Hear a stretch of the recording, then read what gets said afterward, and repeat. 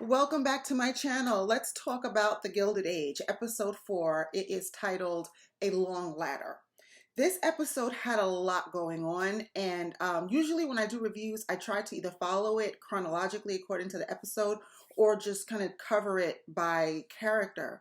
This one is going to be a little more challenging because they jumped around a lot from a lot of different storylines. So let me start with the Russells because they seem to be like the core of this series.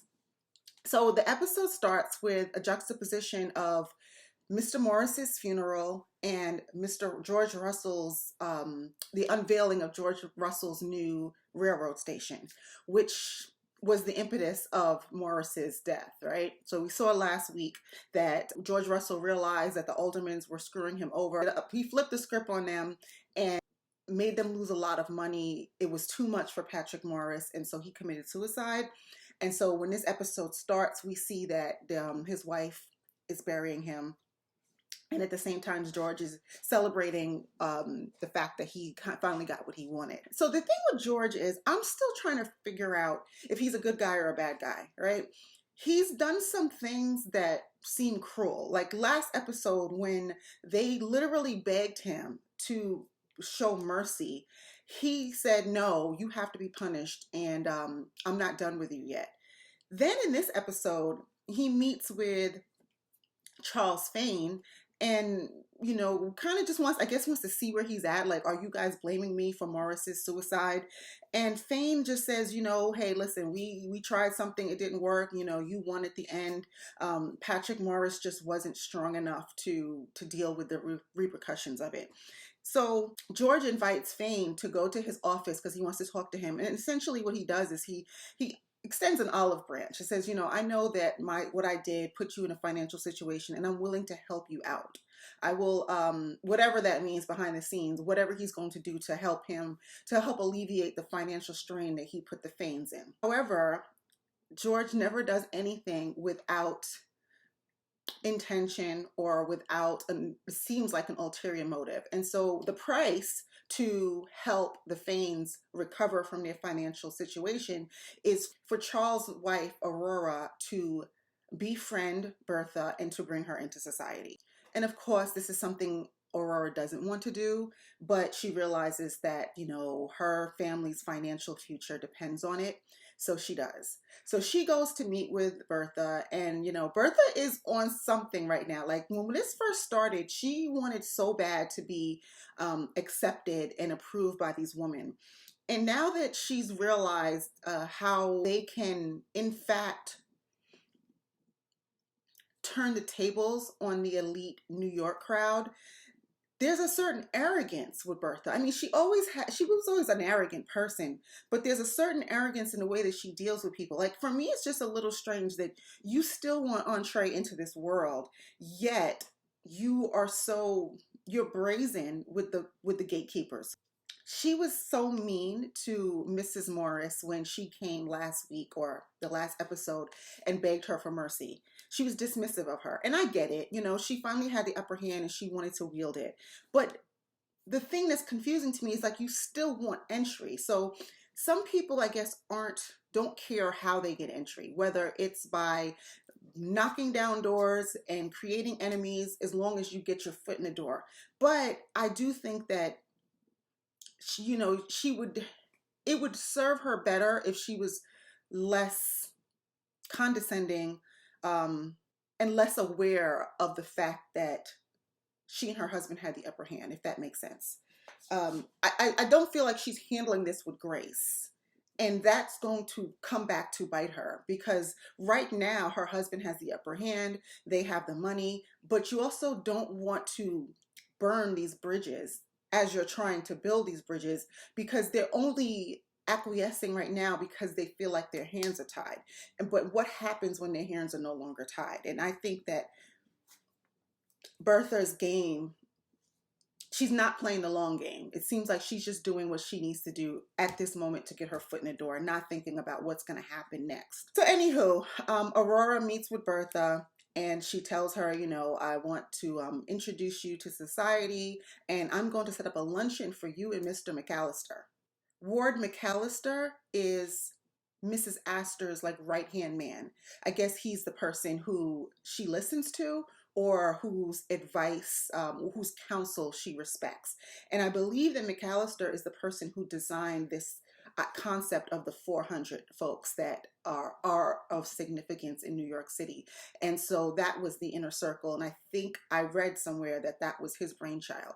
So it's important that Bertha is seen in a good light by him, because he seems to have Miss Astor's ear, and Miss Astor seems to be the gatekeeper of this society.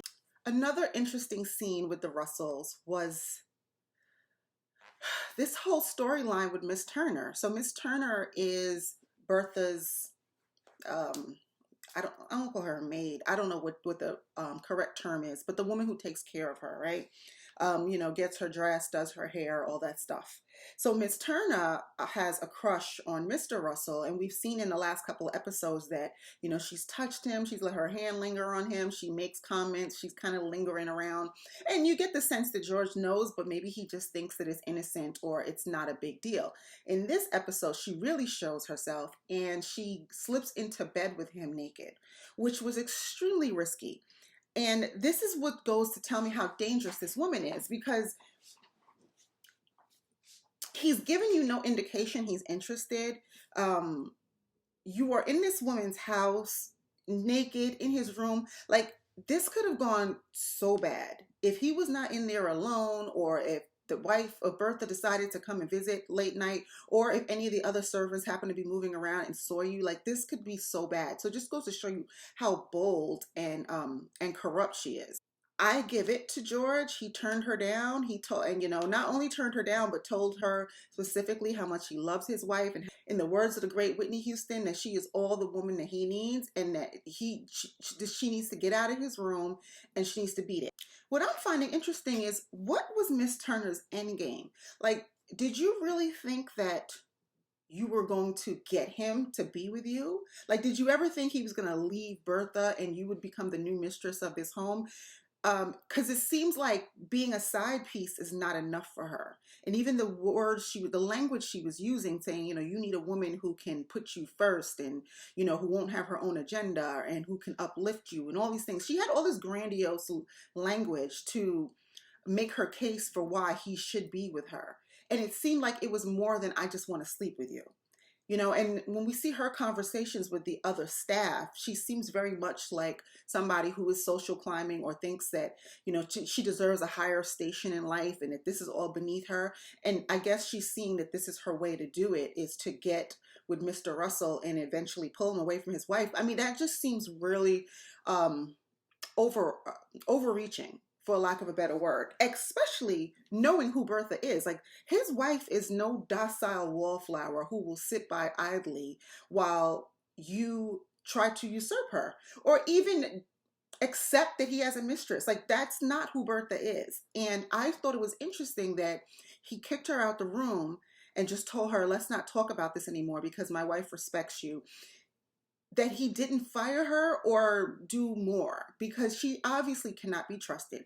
I would not trust this woman who would betray the lady of the house, to continue to serve her. Like, I just wouldn't trust her anymore. I wouldn't trust, you know, what she puts in Bertha's food. I wouldn't trust what she, like, her around Bertha's stuff. Like, this woman can't be trusted, and she's in such close proximity to your wife. It just strikes me as odd that you would allow her to work in that capacity, knowing who she is and what her intentions are.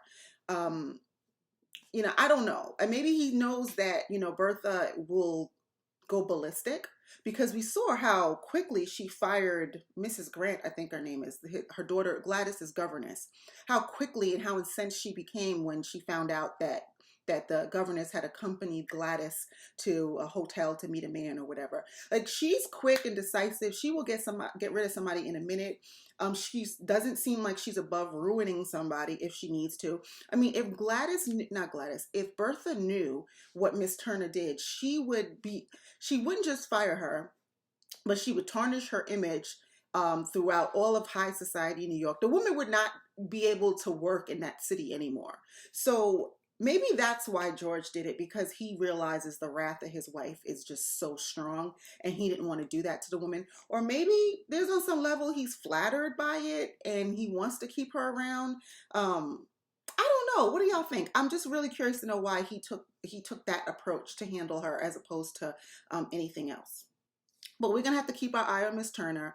The other servants seem to know who she is, or have an idea of how how conniving she is. So they're watching her. But we're gonna continue to watch her too with the crooked eye, because she's problem. And she lives there, she's under the same roof. She's dangerous because she's there. And you know what? This might be the one who does Bertha in, because she has the ability to, whereas because Bertha's not suspecting her. All the other women are Bertha's enemies, so to speak. So she's always on guard with them, but she probably has her guard down with regard to Miss Turner because she just doesn't see this. And see, that's even more reason why George needs to tell her. But we'll see what happens. Oscar Van Ryn played himself. So we saw last week that we realized that he's homosexual and that he has his eyes on Gladys Russell because he's looking for an heiress. He wants a woman who has money. He wants a beard. And he also wants somebody who's probably naive and won't realize that he's living a double life, or maybe learn it and then accept it, right? So he was scheming on Gladys. And then last week, when it looks like the Russells were going to be in financial ruin because of that whole situation with the market, and then the shares for the railroads for Mr. Russell's company, he pulled back because he thought that the Russells weren't going to have money. Therefore, Gladys had no more value to him. Then obviously we realized that Mr. Russell ended up on top, and now Oscar is like, damn, I messed up, because apparently he has declined some invitations to the house. So he's indicated that he is he's pulled away from them, and the son realized it, and the father realizes it too, and he realizes why. He sees that Oscar was probably interested in Gladys, and once he thought she didn't have any money, he pulled back. So George is going to keep an eye on him. He's going to keep him at arm's length, and he's going to protect his daughter because he sees what Oscar's true intentions are. So another one of the reasons why I love this show is because it's funny. So we see this scene in which Aydah loses her dog, the cute little King Cavalier Charles dog. I forget the dog's, Pumpkin, I think his name is. And so the dog gets lost while he's out on a walk with Bannister, yeah, Bannister, I believe. And the dog ends up at the Russell's house. And so,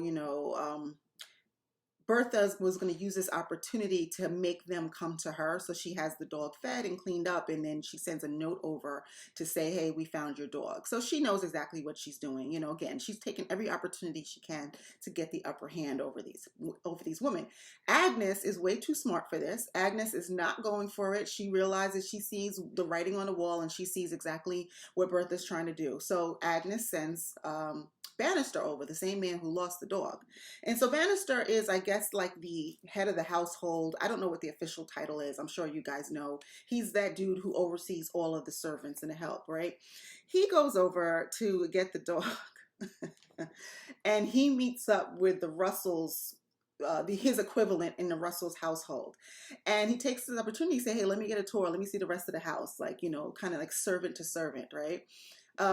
And what he's doing is going around and taking subtle jabs at how they run their household. The first thing he does is he talks to the chef. He looks at the menu and he says something along the lines of like, oh, chicken soup for lunch. Like, oh, okay, that's interesting. Just kind of planting seeds of doubt in the way that they operate. Then he sees that they are serving trifle, which I don't even know what that is, but he makes the comment that it's quite nursery. Like, he's just taking all these little jabs and he sees that it's working. He can see that they are offended and also curious to know like what they're doing wrong and trying to get cues from him on how to do it right. Because this whole new money thing with the Russells, it seems like it starts with them and it just filters all the way down to the staff, where they also are trying to make impressions and trying to live up to the standards of this old new money style. They're also not quite sure of themselves. And what he does is Bannister goes in there and makes it even worse. When he gets to the dining room table, he just starts talking about the setting. Like, what are these two spoons doing here? I wouldn't do that way. But hey, to each his own. Do what you want. Oh, you're using colored glasses. Oh, that's quaint. Like, it's hilarious, and it works. So because we see at later on in the episode that the Russell's house servant, whatever his title is having a conversation with all of the staff, talking to the chef and everybody else and saying, like, we might need to revisit how we do things here because clearly we're not doing it right. But yeah, so I just thought that scene was quite funny, and it just shows you how petty all of the people in this are, like, from all the different levels, there's just this degree of petty. So let's talk about Miss Marian. She goes shopping at what looks like the original Bloomingdale store, which is just like this small corner store. So that was a cool little nod to history. If us New Yorkers know all about Bloomingdale's, and it takes up a huge city block in Manhattan, it's a staple. And so just to see what this store looked like when it started out was really cool. So she goes in there and she has Peggy with her, and there's obviously, while this is the North and they are obviously much more evolved than the folks in the South are, they still are prejudiced, and they're curious, snubbing their noses at the fact that Peggy is inside the store. And it seems like they're going to ask her to leave at one point, but then Miss Chamberlain, who is a socialite, is there shopping for something. She runs into Marian and she includes Peggy in the conversation to let all of the staff know, like she's kind of with us, so back off. So that was a nice little touch. So anywho, we'll remember that Miss Chamberlain is off limits to Marian, right? So Aydah and Agnes and the others had made it clear that she is like a social pariah, and that while she has a lot of money, we're not dealing with her. But Marian is different, right? She's not subscribing to all of these old ways and all these social norms. So she has no problem, Miss Chamberlain. They have a nice little conversation. Later on, Miss Chamberlain gifts her with something, and then she can't keep it because, Agnes won't allow her to keep it unless she tells her who it's from. And when she tells her who it's from, she's going to tell her to return it anyway. So Marian goes to Miss Chamberlain's house, and they have a moment where they bond a little bit.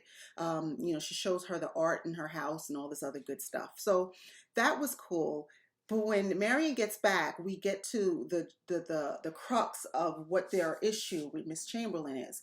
So it turns out that Miss Chamberlain was her husband's mistress. So he was married, and it looked like his wife was dying. And while she was dying, he was seeing Miss Chamberlain. And then after his wife died, he moved Miss Chamberlain to New York and pretended like he had just met her. So that's what the scandal is. So essentially, she was a mistress or a side piece, and nobody respects that. Also, there's an issue of her son, who she says is from a previous relationship, but they're all assuming that it was Mr. Chamberlain's son that she conceived while he was married to another woman. And they're saying that the boy looks just like his father. So everybody knows what's up, but they're not admitting the truth. And the son has moved to Chicago because I guess there's just too much controversy around him and who his parents are and all that good stuff. So she's ostracized because she's essentially wearing a scarlet letter because they think she's a mistress.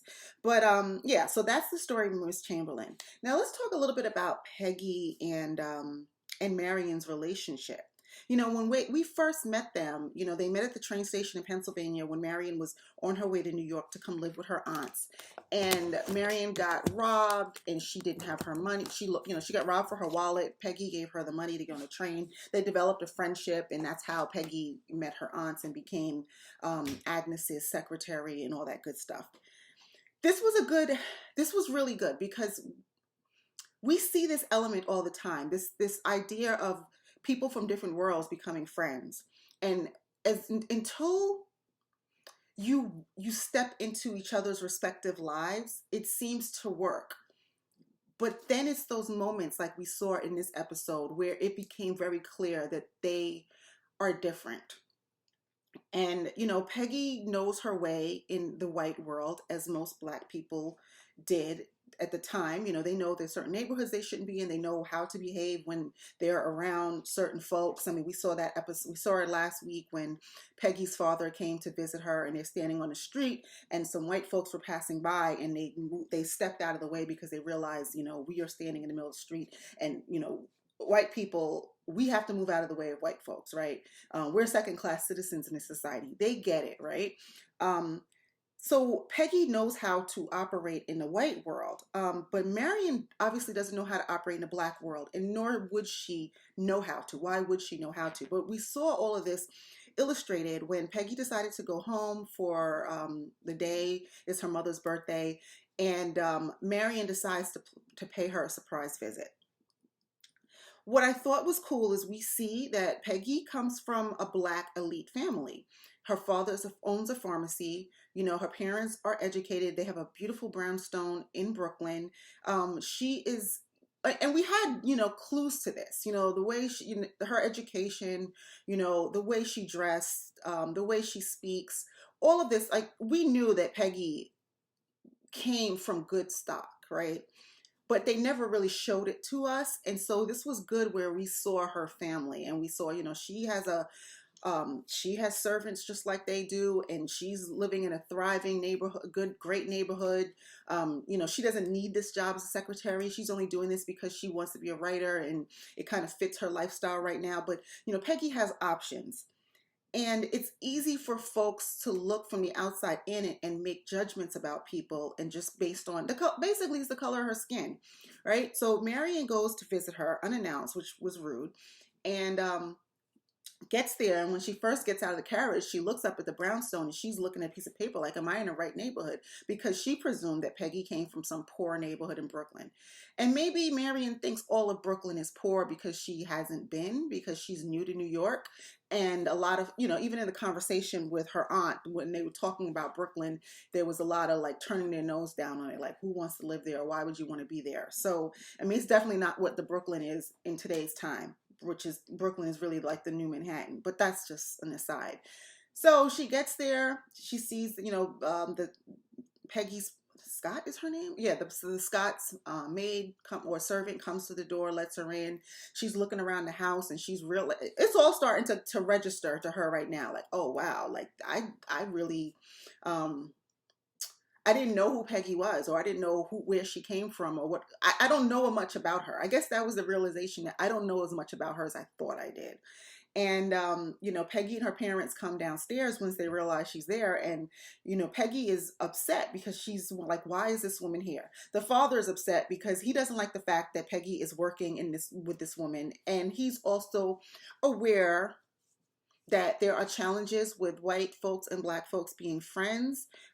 He's worried about his daughter, you know, rightfully so, and he probably has a significant distrust for white people. Her father has this significant concern about Peggy living in this woman's house, and that, you know, her being friends with Marian, and the fact that Marian is even there. And he's very direct. He's on borderline rude, because he doesn't like it. Now, Peggy's mother is trying to be polite and, you know, trying to ask questions and be hospitable. But this is where Marian really went wrong. So she has a bag with her, and they ask what's in the bag. And she says, well, I brought something that I thought was important, and now I'm realizing it's not.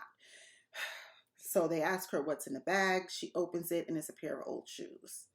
And that's where it all just went upside down. You know, the father, it probably confirmed what her father thought. Her mother was taken aback, and Peggy was offended, as she should have been. So they leave, and out on the sidewalk, you know, Peggy says to her, like, A, why are you here? And B, why would you assume that I needed your hand-me-downs? Like, why would you assume that I was poor and that you would come here and bring me some old shoes?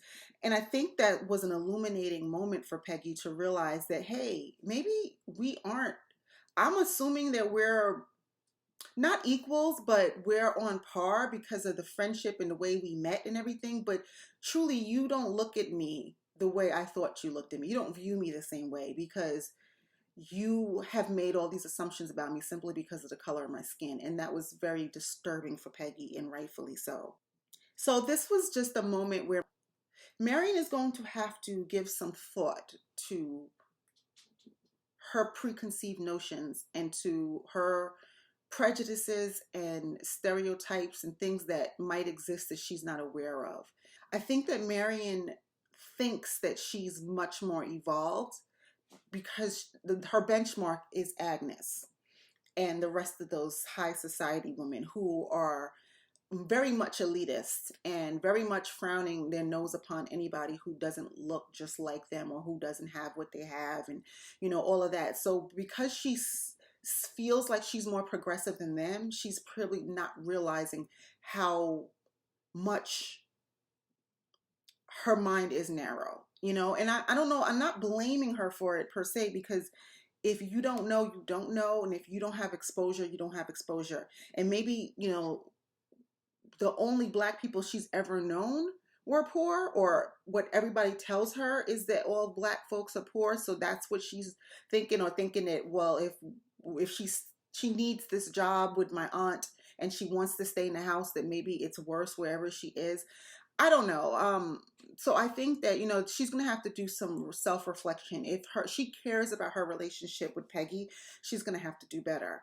And I think this episode illustrated how much work she needs to do in order to give Peggy the respect that she's due, and acknowledge how much she might be like her aunt, even though she doesn't, she thinks that she's so different. What else? So this was a good episode. Like I said, I'm on the fence about George. I'm not really sure if I figured out if he's a good guy or he's a bad guy. Now Bertha, I said last week that I thought that I understood her, that I see that she's somebody who is, just extremely ambitious, and she's not a doormat. However, I think that her tactics are going to backfire on her. She wants so much to be in this inner circle. But the irony is that if she was in the inner circle, she would treat everybody the way that they treated her. There's no benevolence in her. There's no compassion, or there's no big heart. Like, everything is so strategic. Even her work with the Red Cross seems strategic. Like, okay, this will work well for our business in the railroad industry. She seems to care about her daughter, but it feels like she cares about her daughter's standing in society and less about her daughter's feelings or her own personal well-being. She loves her husband, that's evident. But there's just so much about her that seems standoffish and cold, and it's hard to wrap your arms around that. I was trying to rally for her, but this episode, even when George told her that, the man committed suicide and, they're going to blame me, she's like, well, you're strong and he's weak. Like, there's not even a compassion for the fact that somebody's dead. I'm starting to have a very polarized opinion of Bertha, even though I do think that there are some layers there, but she's just seeming very much like an ambitious, mean girl. And I don't like the way they treated her in the beginning, but now that I see how mean she can be, how mean and cruel she can be, I'm okay with it. I feel like I'm waiting. I'm kind of happy to see her fall on her face, because there's very little humility with this woman. Perhaps her karma will come through Miss Turner. We'll see. So that was this episode. Like I said, it was really good. I'm looking forward to Monday nights to see this show. And, it feels, very much like a soap opera. Like, I'm wondering from week to week, what are we going to see? What's going to happen next? What new characters are we going to come across? So I'm happy I found my tribe. I saw some really good comments on my review last week. I thank you for the new subscribers and the folks who are also interested in this kind of series and are curious and love talking about it. So this is exactly why I've been doing the reviews, so that I can find my tribe. And you guys are out there, and we've had some really robust conversations. I'm looking forward to having more. So please do like, share. Please subscribe so that, when I post my videos, you will get an alert and you will know, and you can come on and watch my review, and we can have a really good conversation in the comments. And let me know what you thought about this episode and any other additional thoughts, and I will talk to you next week. Bye.